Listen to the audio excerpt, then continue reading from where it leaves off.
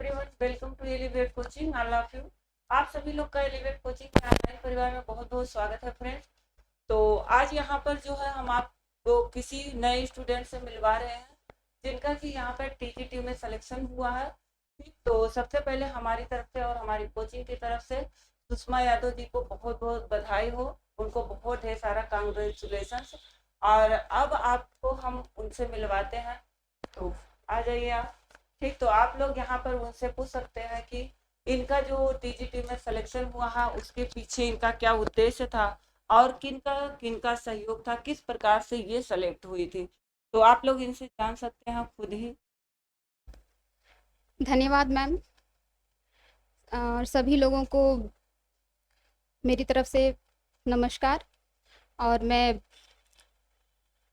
हार्दिक दिल से elevate coaching में रीना मैम को धन्यवाद कहूँगी, जिनके कुशल मार्गदर्शन में मैं आज इस मुकाम पर, इस ऊंचाई पर पहुँची हूँ।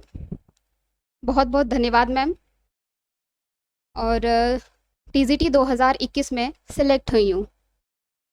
तो आज मैं आपको टीजीटी के दौरान अपने किए हुए स्ट्रगल के बारे में कुछ बताऊंगी और मैम से मुझे गाइडेंस मिला उसके बारे में बताऊंगी। तो मैम ने बहुत ही पहले हम लोगों को पढ़ाना शुरू कर दिया था, करीब 2020 में ही, और तब से ही मैं उनके कुशल मार्गदर्शन में पढ़ती थी।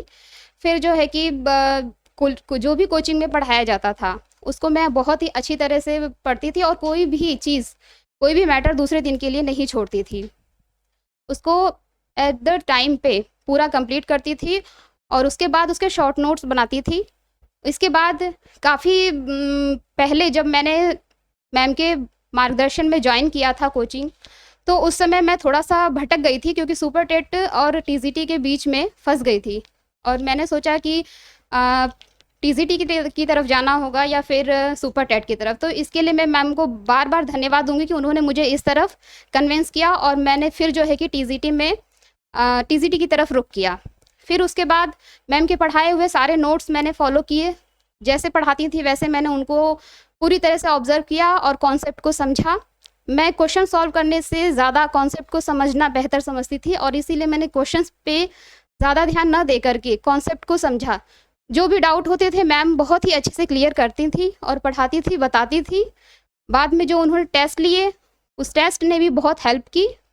और मैं यही कहना चाहूँगी कि मैम का मार्गदर्शन बहुत अच्छा रहा, जिसमें जो है कि टीजीटी में मुझे सफलता दिलाई। बाकी मैं फिर से मैम को एक बार धन्यवाद देने की कोशिश करूँगी। धन्यवाद। मतलब आप अपनी तैयारी को क्या बताना चाहेंगे? तो जो बच्चे अभी मतलब तैयारी कर रहे हैं आप उनको क्या मतलब संदेश देना चाहेंगे? तो आप अपनी तैयारी को मतलब कैसे शुरू की, और जो हमारे बच्चे अभी तैयारी कर रहे हैं तो आप जो है उनको उस बारे में क्या बताना चाहेंगी कि वो अपनी तैयारी को और बेहतर कैसे बनाए, तो उसके बारे में भी आप कुछ उनको राय दीजिए। सबसे पहले तो सब्जेक्ट पे पूरी तरह फोकस करके कॉन्सेप्ट को आप तैयार कीजिए और शॉर्ट नोट्स बनाइए, जिससे कि आपको बाद में रिवीजन करने के लिए बहुत ही बेहतर होगा। और मैं अपने स्ट्रगल की बात करूँ तो मेरा स्ट्रगल काफ़ी पहले से ही शुरू हो गया था, क्योंकि 15 साल की उम्र में ही मेरी शादी हो गई थी और उसी वजह से जो है कि मैं पढ़ाई पे पूरी तरह से फोकस नहीं कर पाई थी। लेकिन फिर भी जो है कि मैंने ससुराल को भी साथ में लेकर के और बच्चों को भी साथ में लेकर के पढ़ाई अपनी जारी रखी। इसके बाद मैंने पढ़ाई करते ही 6 साल लगभग टीचिंग की और उसके बाद फिर मैं इलाहाबाद आई तैयारी करने के लिए सुपर टेट की। लेकिन फिर सुपर टेट की वैकेंसी जब नहीं आई तो मैंने फिर टीजीटी की तरफ रुख किया और मैम का सहयोग मिला उसमें। जब एग्ज़ाम के 1 महीने पहले का जो समय होता है वो काफ़ी मुश्किल हो जाता है बिताना और काटना। तो उस समय की जो तैयारी होती है वो बहुत ही महत्वपूर्ण होती है। उस समय थोड़ा सा मैं नर्वस हो गई थी, लेकिन मैम का पूरा सहयोग था और उन्होंने मुझे नर्वस नहीं होना दिया, बल्कि मुझे बहुत ही सहयोग दिया और इस बात के लिए मैं धन्यवाद दूंगी मैम को। और करीब 1 महीने पहले तक हमने अपनी पढ़ाई पे पूरा ध्यान लगा दिया और अ, लगभग हमने खाना बनाना भी जो है कि एक टाइम कर दिया, 2 टाइम की बजाय हमने ये सोचा कि मान लीजिए खाना 2 टाइम बनाएँगे तो उसमें समय जाएगा। तो इस वजह से खाना भी हम एक टाइम बनाते थे और पूरा टाइम अपनी पढ़ाई पर फ़ोकस करते थे। बाकी जो शॉर्ट्स नोट बनाए थे उसको रिवीज़न करते थे और पर डे जो है कि मैंने कोचिंग की, एक भी दिन क्लास मिस नहीं किया, चाहे वो मेरी तबीयत ख़राब ही र क्यों ना रही हो। लेकिन फिर भी मैं रेगुलर क्लास करती रही हूँ और मैम की जो तैयारी थी उसी को फॉलो करती रही। फिर इसके बाद लास्ट टाइम में जब मैंने एक बार टेस्ट दिया था, मैम ने 125 नंबर का टेस्ट लिया था जिसमें मेरे 67 मार्क्स थे। उस समय मैं बहुत ही होपलेस हो गई थी, लेकिन मैम ने सहारा दिया और बहुत ही समझाया। समझाने के बाद जो है कि मैं पूरे जी तोड़ मेहनत से लगे, मैंने सोचा ऐसा हो नहीं सकता कि मतलब ना हो, क्योंकि अगर कोई मन में ठान ले तो उसको पूरा कर ही लेते हैं, किसी भी उसके लिए चाहे कुछ भी करना पड़े। तो मैंने भी यही सोच लिया था कि अब की बार की लड़ाई चाहे आर की या पार की, या तो छोड़ना होगा या फिर सिलेक्शन लेना होगा। ये सोच करके मैंने फिर पढ़ाई की और अपना सारा समय पढ़ाई पे ही फोकस किया। यहाँ तक कि जब एग्ज़ाम की डेट आ गई थी, एग्ज़ाम की डेट के 3-4 दिन पहले मेरी तबीयत ज़्यादा ख़राब हो गई थी।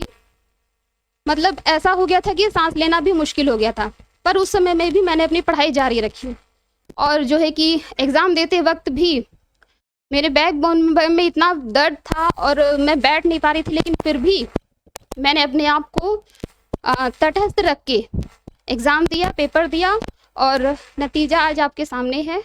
मैं टीजीटी में सिलेक्ट हो गई। और फिर से मैम एक बार अपने बातों को विराम देते हुए मैम का धन्यवाद देती हूँ और एलिवेट कोचिंग का बहुत बहुत धन्यवाद करती हूँ। Thank you ma'am. तो देखिए फ्रेंड्स, आप सभी लोग देख सकते हैं कि आपके सामने कैसी भी परिस्थिति क्यों ना हो, अगर आप किसी चीज को पाने के लिए ठान लेते हैं तो आप अपने लक्ष्य तक पहुंच ही जाते हैं। तो इनके पास भी बहुत सारी समस्याएं थी, लेकिन इन्होंने इस कोचिंग के साथ जुड़ा और अपने संघर्ष को जारी रखा। तो इस प्रकार से इन्होंने सफलता को अर्जित किया।